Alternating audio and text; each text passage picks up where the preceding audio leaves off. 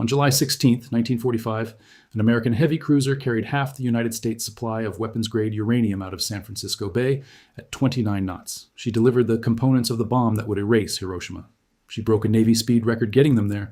10 days later, she was on the bottom of the Philippine Sea. 5 days after that, her men were finally pulled from the water, what was left of them after the sharks were done.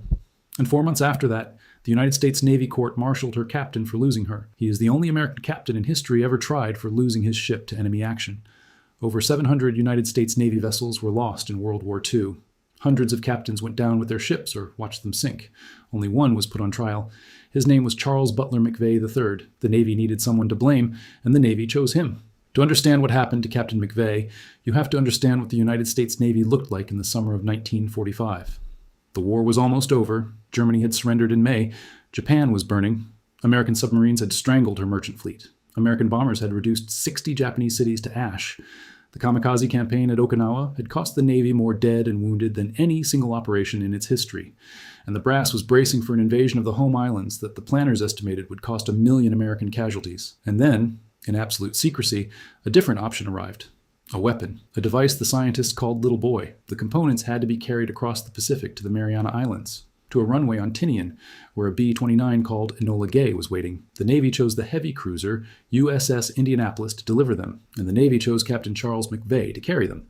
Over the next 20 minutes, I'll show you what McVay did to deserve that mission, what the Navy did to him after he completed it, what was hidden from him before he sailed, and what was hidden from his defense at trial. I'll show you why the Japanese submarine commander who sank his ship ended up testifying on his behalf.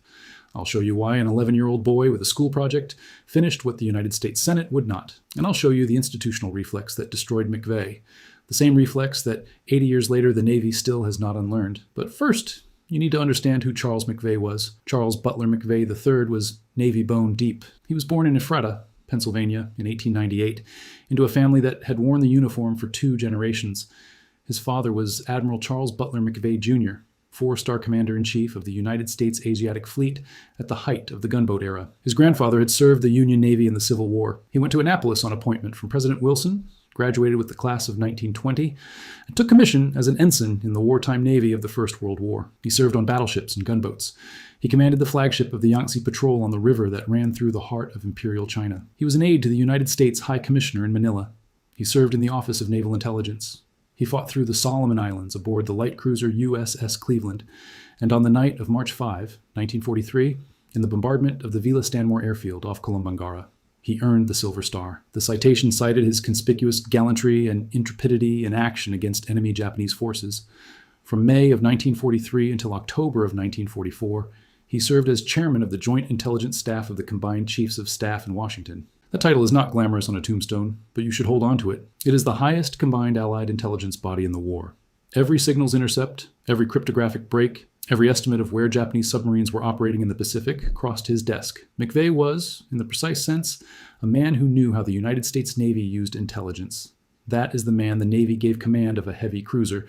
That is the man the Navy later accused of sailing his ship into a submarine that the Navy itself knew was waiting for him.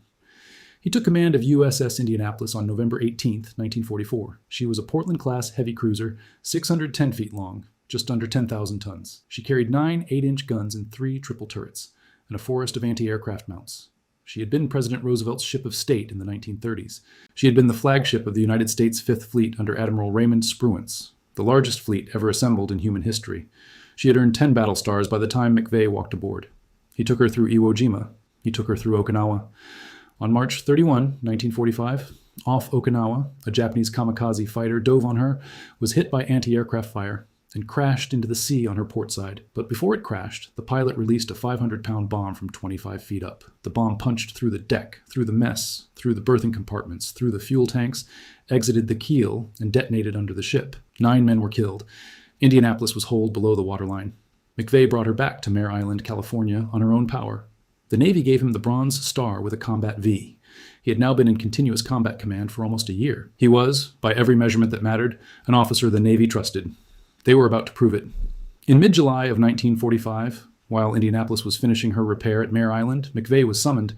The orders came from Rear Admiral William Purnell and Captain William Parsons. Parsons was a name McVay would not have recognized at the time, but the name belonged to the weaponeer who would arm the bomb in the bomb bay of Enola Gay over the western Pacific. just before it dropped on Hiroshima. Purnell was the Navy's senior officer on the Manhattan Project Military Policy Committee. They told McVay he would carry a cargo. They would not tell him what the cargo was. They told him this: "You will sail at high speed to Tinian. The cargo will be guarded even after the life of your vessel. If she goes down, save the cargo at all costs, in a lifeboat if necessary. And every day you save on your voyage will cut the length of the war by that much." McVay did not argue. He did not ask. He went back to his ship and told his officers what he was permitted to tell them, which was almost nothing. He said, "I do not know what we are carrying, but every day we take off this trip is a day off the war." That is what he believed. That is what he passed on. At 3 a.m. on July 16, 1945, 2 United States Army trucks rolled onto the pier at Hunters Point Naval Shipyard in San Francisco. Marines stood watch. A wooden crate the size of an automobile, 15 feet long, was hoisted aboard, lashed into the port hangar, screwed down, and sealed with red wax. Inside that crate was the gun assembly mechanism for Little Boy, the machined steel barrel that would fire one mass of uranium into another to start the chain reaction over Hiroshima. Then, separately, 2 sailors carried up the gangway a metal pole, and slung between them on that pole was a lead-lined steel canister about 2 feet tall. Inside that canister were the uranium-235 projectile rings, 85 pounds of weapons-grade uranium, roughly half the United States supply of fissile material at that moment. The canister was bolted, chained, and welded to the deck of the flag lieutenant's cabin. McVay had been told nothing. 2 Manhattan Project officers came aboard with the cargo, in disguise as Army artillery officers, with their insignia worn upside down so the crew would suspect them and not look closer. Their names were Major Robert Furman, an Army engineer who handled atomic weapons intelligence, and Captain James Nolan, a doctor who specialized in radiation medicine. Nolan got seasick the entire voyage. McVay finally pulled him aside and asked him directly whether he was a doctor. Nolan admitted he was. McVay asked him whether the cargo was dangerous to his crew. Nolan said no. That was the entire briefing. Indianapolis cast off at 6:30 in the morning. She was held in San Francisco Bay for 2 hours, waiting for word from a desert in New Mexico. The word came. The Trinity test had succeeded. The bomb worked. Indianapolis cleared the Golden Gate at 8:30 in the morning and made for Pearl Harbor at 29 knots, faster than she had ever been driven for that distance. She made the leg in 74.5 hours. It was a Navy record. She refueled at Pearl Harbor, took on no escort, took on no consort, and pressed on for the Marianas. She made Tinian on the morning of July the 26th, 1945. The cargo was offloaded by motor launch and landing craft in 20 minutes. Senior officers of every American service stood on the dock and watched it happen. Indianapolis had carried her cargo 5,000 nautical miles in 10 days. She had averaged faster than any heavy cruiser had ever sustained over that distance. She had done it without escort, without sonar, without protection, because the Navy had decided that a single fast cruiser running silent through the open ocean was a smaller target than a convoy. The Navy was proud of her. The Navy had every reason to be. The bomb she delivered would, 11 days later, kill 70,000 people in a single second over Hiroshima. She continued to Guam to receive her next routing orders. The orders came from the office of Captain Oliver Naquin, the surface operations officer for the Marianas. She was directed to proceed along convoy route Petty, the standard track from Guam to Leyte Gulf in the Philippines, at a planned speed of advance of 15.5 knots. To arrive at Leyte at 1100 on July 31. There she would join Vice Admiral Jesse Oldendorf's task force for refresher gunnery training, because she had not had a real shakedown after the Mare Island repair. McVay asked the routing officer about an escort. He was told the route was considered safe. He was told there were no other ships going his way. The Navy did not give him a destroyer. The Navy did not give him a destroyer escort. The Navy did not even tell him what the Navy already knew. 6 days earlier, on July 24, 1945, the destroyer escort USS Underhill had been torpedoed and broken in half on the same general waters by a Caton human torpedo launched from a Japanese submarine. 113 American sailors had died aboard her. The Navy's Signals Intelligence Service had decrypted the Japanese transmissions and knew that at least 4 Japanese submarines, including I-58 under Commander Mochitsura Hashimoto, were operating along the convoy lanes between Okinawa and Leyte. They knew that I-58 was hunting en route Petty. They did not tell McVay. They did not give him an escort. They told him the route was considered safe. He sailed. He sailed at 9:24 on the morning of July 28. For 38 hours, Indianapolis steamed alone across the empty plate of the Philippine Sea. McVay zigzagged during the day, as standing instructions advised and good visibility, and around 7 in the evening on July 29th, the weather thickened, the moon went behind the cloud, and visibility dropped. McVay ordered zigzagging discontinued, eased the speed slightly to spare the engines after the run from San Francisco, told the officer of the deck to call him if visibility improved, and went to his sea cabin to sleep. His routing orders had said zigzag at the captain's discretion, weather permitting. The weather was no longer permitting. He was, in his own judgment, exercising the discretion the Navy had given him. On the surface, 6 miles ahead of him, in the dark, the lookout on the conning tower of the Imperial Japanese Navy submarine. I-58 saw something on the horizon. Commander Mochitsura Hashimoto, age 35, a torpedo officer who had been a midshipman during the attack on Pearl Harbor 4 years earlier, came up to the bridge and put the night glasses on it. He took it for an Idaho-class battleship. He took I-58 down to periscope depth. At 14 minutes past midnight on July 30, 1945, he fired a fan spread of 6 oxygen-powered Type 95 torpedoes set to a depth of 4 meters at 2-second intervals at a range of 1,500 yards. 2 of those torpedoes hit Indianapolis on the starboard side. The first blew off 40 feet of her bow and detonated 3,500 gallons of aviation gasoline. The second struck amidships near the powder magazine and the fuel tanks. The fire was instantaneous. The flooding was instantaneous. The internal communications failed in the first 30 seconds. McVay was thrown out of his bunk in his pajamas. He made it to the bridge. He received the report. The damage control officer, Lieutenant Commander Casey Moore, came up and said, "Sir, we are flooding forward. Do you want to abandon ship?" McVay said yes. He sent runners with the position to the radio rooms, ordering an SOS. The men in Radio Room 1 keyed the message. The men in Radio Room 2 keyed the message. Chief Warrant Officer Leonard Woods stayed at his key, urged his crew to abandon, and went down with his ship. McVay, on the bridge, watched his ship list to 12 degrees, then 30, then 60. The list reached 90 degrees and held there for 1 minute. McVay walked on the shell plating of the hull. Then a wave swept him off, and Indianapolis stood vertically, bow down, and slid stern first into the Philippine Sea. She had taken 12 minutes to die. 1,195 men had been aboard her. About 300 went down with the ship. Roughly 900 entered the water. They were the lucky ones for about an hour. Then the sun came up. What happened in those waters between July 30 and the afternoon of August 2, 1945, has a name in the survivor literature. It is called the worst ordeal in the history of the United States Navy. The men who lived through it described what happened with a clinical flatness that is the only language available for that kind of horror. They were covered head to toe in bunker fuel oil. The oil burned their skin and blinded their eyes. The salt water raised welts and lifted the skin off in sheets. The sun cooked them by day. The sea cooled them past hypothermia by night. The few who had life rafts sat in them. The many who did not clung to floater nets and to each other and to the corpses of the men who had died first. They had no fresh water. Some of them, after the second day, drank seawater. Saltwater poisoning made them mad. They hallucinated. They saw islands. They saw the Indianapolis floating just below the surface with cold lemonade in her scuttlebutts. Some of them swam down to drink it and never came back up. Others, made paranoid by the salt, accused their shipmates of being Japanese, drew knives, and killed them. The senior medical officer, Lieutenant Commander Lewis Haynes, made rounds in the water like he had made rounds on the wards. He shone a light in their eyes. If the eye reflex was gone, he pronounced the man dead, removed the dog tags from around his neck, took the life jacket off the body, and gave the life jacket to a man who had none. He recited the Lord's Prayer over each one. He held the dog tags in his fists until he had so many he could not close his hands. After the war, he said, "Even today, when I try to say the Lord's Prayer or hear it, I simply lose it." And then the sharks came.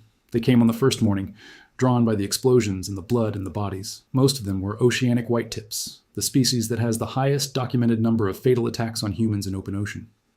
Survivor Lowell Dean Cox said, "Every now and then, like lightning, a shark would come straight up and take a sailor and take him straight down." Marine Corporal Edgar Harrell said, "You hear a blood-curdling scream, and then the body would go under, and then that life vest popped back up." Doug Stanton, in his book In Harm's Way, recounts a single attack at the surface in which an estimated 30 sharks, in a feeding frenzy, took some 60 boys from a single floater net in 15 minutes. The estimates of how many men were killed by sharks in those waters range from a few dozen to 150. There is no way to know the real number. We know only this. It is the deadliest shark attack on human beings in recorded history. And the sharks were the smaller part of the horror. Most of the men who died of dehydration, exposure, saltwater poisoning, and despair. For 4 days, the United States Navy did not notice that her flagship was missing. Her arrival at Lady had been scheduled for 1100 on July 31. She did not arrive. The target towing aircraft scheduled to fly out and join her for refresher gunnery practice waited, did not see her, returned to base, and reported nothing. The operations officer of the Commander Philippine Sea Frontier, the man whose job it was to track ship arrivals, recorded Indianapolis as having arrived. There was no inquiry. There was no search. The Navy had, earlier in the war, suspended the requirement for arrival reports to keep radio traffic down. Some commands had quietly assumed the corollary. If ships did not report arriving, the Navy would not look for ships that failed to arrive. And on August 1, an American cryptographic station decrypted a transmission from a Japanese submarine, claiming the sinking of an American battleship. There were no American battleships in those waters. The intercept was filed as Japanese exaggeration. No one was sent to look. Indianapolis floated in pieces of wreckage and broken men across 50 miles of the Philippine Sea, and the United States Navy stayed home. Quick moment. If this is changing how you see naval history, a like genuinely helps. The algorithm notices. Now, back to McVay and his men in the water. The accident that saved them was the trailing antenna on a Navy patrol bomber. On the morning of August 2, Lieutenant Junior Grade Wilbur Gwynn, a Navy reservist out of Peleliu, was flying a routine anti-submarine patrol in a Ventura PY-1. His trailing wire navigation antenna, the long copper wire that streams behind the aircraft for low-frequency reception, was giving him fits. He went aft, lay down on the floor of the airplane, and tried to fix it. He glanced down through the bomb bay window. He saw what he took for a Japanese submarine's oil slick. He dropped his airplane to 200 feet. He saw, in the slick, men, many men. He radioed Peleliu in the clear. The base spent 3 hours arguing with him. Lieutenant Adrian Marks, also out of Peleliu, flew out in a PBY-5A Catalina amphibian. Marks' standing orders forbade him to land in the open Pacific. Marks took a vote of his crew. He landed. He put his amphibian down in 12-foot swells, which is something a flying boat is not designed to do, and he picked up 56 men. He lashed some of them to the wings with parachute cord. He stuffed others into every crawl space the aircraft had. The aircraft would never fly again. The destroyer escort, USS Cecil J. Doyle, under Lieutenant Commander Graham Claytor, Jr., who happened to be a cousin of McVay's wife by marriage, raced to the position before any general dispatch had ordered him to. Claytor put his searchlight on, in submarine waters, against doctrine, knowing it would draw fire, because he wanted the men in the water to see that someone was coming. Doyle pulled 93 men out of the water. Other ships came. Bassett, Register, Ringnes, Madison, Talbot, Helm, Aylwin, Cockrell. They counted 316 men. 2 of those men would die of exposure in the days after rescue. The total dead was 879. McVay was found in his life raft with a small group on the morning of August 3. He was carried aboard a destroyer escort. He was hospitalized briefly on Guam. The first question he asked before the doctor saw him, the first question he asked the senior officers who came to debrief him, was whether the SOS had been transmitted. He repeated, for the rest of his life, a different question. Why did it take you so long? He never received an answer he believed. The answer he was about to receive was different. The answer was that he had failed to zigzag. On August 14, 1945, the Navy announced the sinking of USS Indianapolis. The announcement was timed to coincide with the announcement of Japan's surrender. The Navy's press officers had calculated correctly that the news of the worst single-ship loss in the history of the United States Navy would be drowned out by the news that the war was over. But the families of the dead had received their telegrams. The families of the dead were not drowned out. They wanted to know how. The Navy needed an answer, and the Navy needed an answer that did not begin with the words, "We lost the ship because we routed her unescorted into known submarine waters, withheld the intelligence that would have warned her, failed to provide a destroyer, ignored her distress signal, and did not realize she was missing for 4 days." So the Navy gave them a different answer. The Navy gave them Charles McVay. A court of inquiry convened on Guam on August 13, 1945, less than 2 weeks after the rescue. By the judge advocate's own admission, the inquiry began without all the necessary data. It nevertheless recommended that McVay be subjected to a general court-martial. On September 6, Admiral Chester Nimitz, the commander-in-chief of the Pacific Fleet, formally disagreed in writing. Nimitz wrote that in not maintaining a zigzag course, Captain McVay at worst was guilty only of an error in judgment and not of culpable inefficiency. Nimitz recommended a letter of reprimand. Nothing more. Admiral Spruance, McVay's old fleet commander, agreed with Nimitz. The Secretary of the Navy, James Forrestal, overruled both of them. Forrestal directed that McVay be tried by general court-martial. Fleet Admiral Ernest King, the Chief of Naval Operations, did not block the decision. The trial convened on December 3, 1945, at the Washington Navy Yard, in a building from which McVay could see the quarters his father had once occupied as commandant of the yard. He was given 4 days to prepare. The 2 charges as finally framed were these. First, hazarding his ship through negligence by failing to zigzag. Second, culpable inefficiency in the performance of duty by failing to give timely orders to abandon ship. The defense was assigned to Captain John Cady, a line officer with a law degree but no trial experience, after McVay's first choice of counsel was declared unavailable. Defense requests for a continuance were denied. The prosecution was led by Captain Thomas Ryan, a Medal of Honor recipient, and a seasoned naval prosecutor. The Navy spent 2 weeks fitting the courtroom for press. The press got their story. They were going to get more story than they had bargained for, because for the first time in the history of the United States military, the Navy had decided to fly an enemy submarine commander into Washington to testify against an American officer. His name was Mochitsura Hashimoto. He had been transported on December 9, 1945, by Naval Air Transport Service from Tokyo via Oakland to Washington. He was kept under guard at his hotel because the news of his arrival had been printed on the front page of every newspaper in New York. The American public was, in the polite phrasing of the period, incensed. Robert Doughton, a congressman from North Carolina, called it the most contemptible thing I ever heard of. Evelyn Walsh McLean, the Washington socialite, sent an angry telegram to the Secretary of the Navy. The columnist, Robert Rourke, accused the Navy of, in his words, hyping up the trial. None of it mattered. On December 13, Hashimoto took the stand. He took 2 oaths. He took a Japanese civil oath, on his own honor as a former officer of his nation. He took an American military oath, so he could be charged with perjury under United States law if he lied. The defense had insisted on both. Then he answered the questions. The prosecution wanted to know whether Indianapolis had been zigzagging at the moment of attack. Hashimoto, through his interpreter, said the target made no radical change in course, possibly a minor change. That was all. The defense wanted to know whether it would have made a difference. Hashimoto said it would have involved no change in the method of firing the torpedoes, but some changes in maneuvering. In the published recollection in Hashimoto's later book, he was more direct. Zigzagging would not have saved the ship. He would have hit her either way. The Navy then called Captain Glynn Donahoe, a 4-time Navy Cross recipient and a submarine commander who had personally sunk 250,000 tons of Japanese shipping. Donahoe testified that zigzagging would not have prevented his own attacks during the war. Asked directly, he said it would have made no difference, as long as he could see the target. Under cross-examination, the prosecution drew from him the concession that zigzagging could be, in his word, disconcerting to a submarine commander. That was the case for the prosecution. A submarine officer who had hit the target despite anything she might have done. An American submariner who had sunk Japanese shipping the same way. And no evidence that zigzagging would have changed the outcome at all.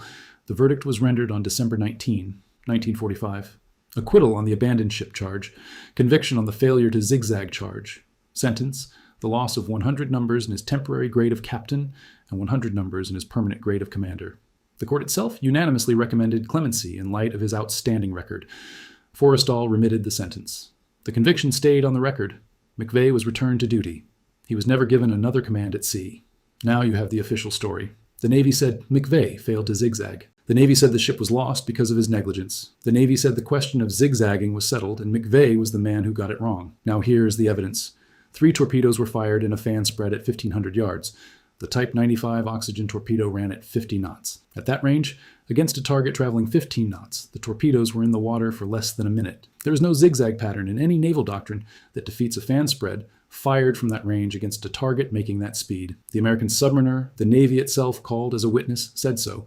The Japanese submariner whose torpedoes did the work said so. In 1999, William Tody, the last commanding officer of a later USS Indianapolis, used the torpedo attack computer on his own submarine to model Hashimoto's fan against a zigzagging cruiser. He concluded the hit was virtually unavoidable. The Naval Institute Proceedings published the analysis. The mathematical case was closed. The trial was a fiction. And here's the system. Because McVay's conviction did not come from the evidence.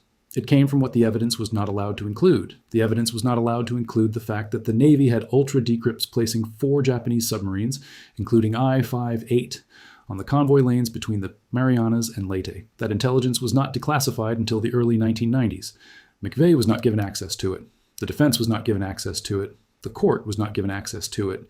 The prosecution called Captain Oliver Naquin, the surface operations officer at Guam, who had given McVay his routing orders.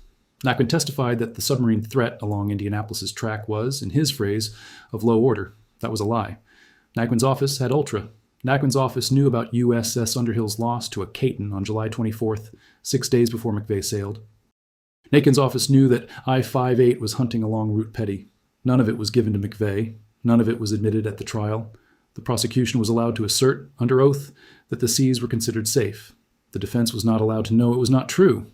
The evidence was not allowed to include the question of why the Navy did not send a destroyer escort, when the Naval History and Heritage Command itself has since acknowledged that an escort was available and the routing officers in Guam did not realize it. The evidence was not allowed to include the 4-day failure to notice that the 5th Fleet flagship had not arrived. The evidence was not allowed to include the broken communications at the receiving stations. There is testimony from a sailor named Russell Hetz on board LCY 1004 in Lady Harbor, who said his ship monitored 2 SOS messages 8.5 minutes apart on the night Indianapolis went down. There is the account of a station whose duty officer was reportedly drunk, a station that had ordered no disturbance of the commanding officer, a station that interpreted the SOS as Japanese deception and threw it away. None of that came into the trial. The trial was about whether Charles McVay should have zigzagged. The trial was not about why the Navy delivered him into the path of a submarine the Navy already knew was there. That is the system. McVay was tried for the one thing the Navy could pin on him. Everything that would have implicated the Navy was kept out of the courtroom. Forrestal got his verdict. The Navy got its scapegoat. The press got its enemy submarine commander on the witness stand. The families of the dead got an answer. The answer was that Charles McVay had failed to zigzag. Hashimoto, the man who fired the torpedoes, did not believe it. In his memoir, published in 1954, he wrote that he aimed his torpedoes, that the signalman counted aloud, that the hit was inevitable. In December of 1990, he met Indianapolis survivors at Pearl Harbor and told them, through his interpreter, that he had come to pray with them for the men whose deaths he caused. The survivor, Giles McCoy, told him, "I forgive you." Hashimoto's entire family had been killed in the atomic bombing of Hiroshima on August 6, 1945. In 1999, when the United States Senate finally took up the question of McVay's exoneration, Hashimoto, 90 years old, a Shinto priest at a Kyoto shrine, wrote a letter to Senator John Warner, the chairman of the Senate Armed Services Committee. He wrote, "I have met many of your brave men who survived the sinking of the Indianapolis. I would like to join them in urging that your national legislature clear the captain's name. Our peoples have forgiven each other for that terrible war and its consequences. Perhaps it is time your peoples forgave Captain McVay for the humiliation of his unjust conviction." He died on October 25th, 2000. 5 days later, President Clinton signed the bill that exonerated Charles McVay. Charles McVay did not live to read the letter. He had been dead for 32 years. He had retired in 1949, advanced on the retired list to Rear Admiral under the wartime tombstone promotion provisions for combat citation. He had moved to Litchfield, Connecticut. He had received a Christmas card every year for 23 years from the families of the men who had died in the water. The cards said things like, "Merry Christmas. Our family's holiday would be a lot merrier if you hadn't killed my son." He read every one of them. On the morning of November 6, 1968, he walked onto the porch of his house. He was carrying a Colt Officer's Model Target 38 Special, manufactured in 1906. He had no Navy-issue service revolver. The pistol was a personal weapon. He was, by some accounts that have since been disputed, holding a small toy sailor in his other hand, a good luck charm his father had given him as a boy. He shot himself in the head. He was found by his gardener. He was 70 years old. He left no note. The Navy had not vacated his conviction. The conviction was on his record. He died with it. Now look at how the institution handled this case. Now look at how the institution handled the men who were actually responsible. The routing officers at Guam who denied an escort. The intelligence officers who withheld Ultra. The communication stations that received the SOS. The frontier commanders who recorded a flagship as having arrived without ever laying eyes on her. The cryptographic analysts who filed I-58's victory transmission as Japanese exaggeration. None of those men was ever charged with anything. None of them was even publicly named. James Forrestal, the Secretary of the Navy who personally overruled Nimitz and Spruance to demand the court-martial, was promoted to the first Secretary of Defense of the United States in 1947. He committed suicide himself in May of 1949, leaping from the 16th floor of the Bethesda Naval Hospital while being treated for depression.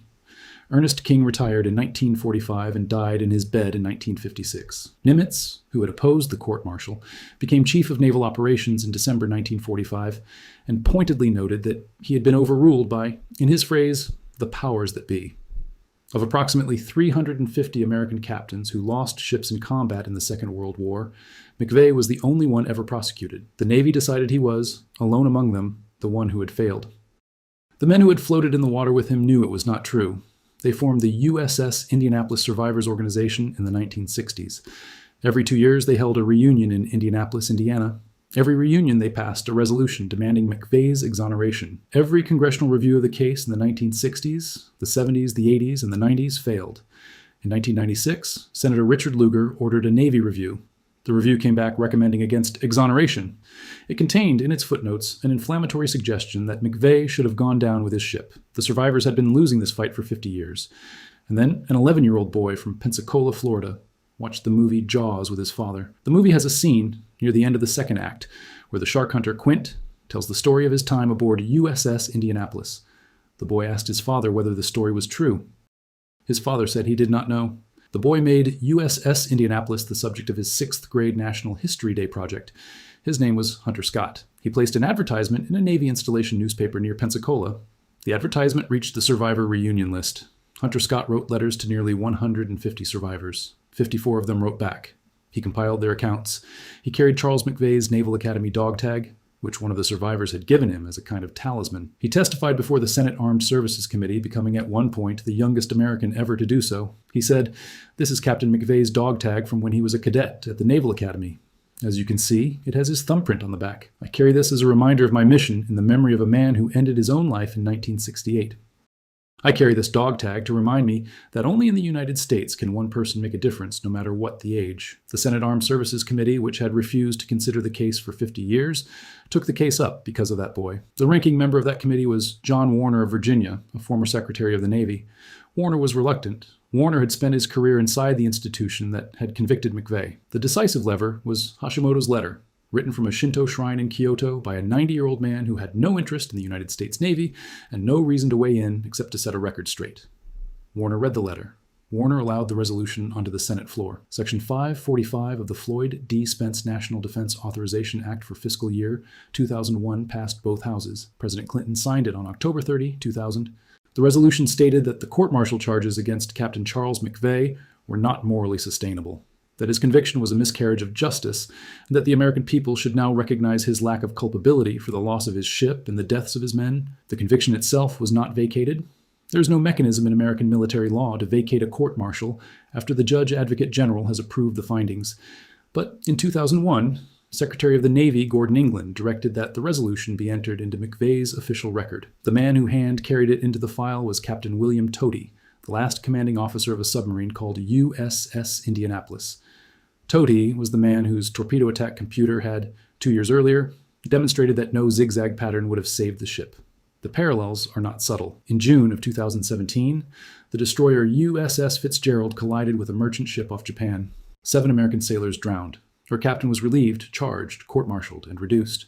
In August of 2017, the destroyer USS John S. McCain collided with a tanker near Singapore. 10 American sailors drowned. Her captain was relieved, charged, and forced to retire after pleading guilty to dereliction of duty. The investigations that followed, by ProPublica and by the Navy itself, found that the underlying causes of those collisions were chronic crew shortages, deferred maintenance, gutted training pipelines, and an operational tempo set by the Pentagon and approved at the highest levels of the Navy. The captains of those destroyers were operating ships the Navy had decided to underman, undertrain, and overrun. The Navy court marshaled the captains. None of the admirals who had set the policy was ever charged. 8 decades after McVay, the institution still selects its scapegoats the same way. The decision to under-provision is collective. The decision to under-escort is collective. The decision to ignore the SOS is collective. And then, when the bill comes due, the Navy looks for the man on the bridge. This is not, finally, about Charles McVay. McVay is dead. He has been dead since 1968. The men who died with his ship have been dead since 1945. This is about the calculation that the Navy ran in the autumn of 1945 and has never stopped running. The calculation says, when an institution has failed catastrophically, it is cheaper to destroy one officer than to admit the failure was structural. McVay carried the bomb that ended the war. He did it on time. He did it without escort. He did it without complaint. He delivered his cargo and turned for home, and the Navy that had given him the mission withheld from him the intelligence that would have saved his ship, denied him the destroyer that would have heard the submarine, ignored his distress signal, and did not notice he was missing for 4 days, then convened a court to find him guilty of the negligence that had been theirs. The Navy did this in front of the press, with an enemy combatant on the witness stand, on the 3rd deck of a building inside the Washington Navy Yard, 4 months after the man's ship had killed 900 Americans. The Navy did this because the Navy needed someone to fail. McVay was the someone. He was the most decorated officer aboard his ship, the son of a 4-star admiral, a Silver Star recipient, a former chairman of the Joint Intelligence Committee. He was none of those things to the Navy in December of 1945. In December of 1945, he was the captain of a ship that had sunk. The Navy needed that to be sufficient explanation. It was sufficient for 55 years. It was sufficient until an 11-year-old boy with a movie ticket and a dog tag and a stack of letters made it insufficient. The sea does not forgive. Neither does the Navy. And neither does history. If this changed how you see American naval history, subscribe. I cover the admirals your history teacher skipped, and I'll show you why the Navy wanted it that way.